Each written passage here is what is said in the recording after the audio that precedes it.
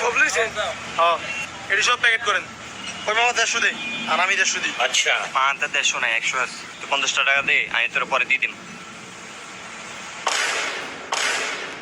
আরে মামা নিচে না খাই দিলাম, তুই আপাতত 140 টাকা দে, আমি তোর পরে দিয়ে দিম। আচ্ছা এই ধরেন। এই মিয়া, আপনি কই 300 হইছে? তো কত হয়েছে? বসের কাছে আসেন, আমি দেখাইতাছি কত হইতাছে।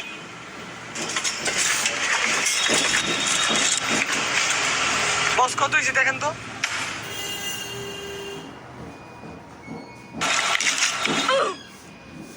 আপনাকে 11,300 টাকা হয়েছে।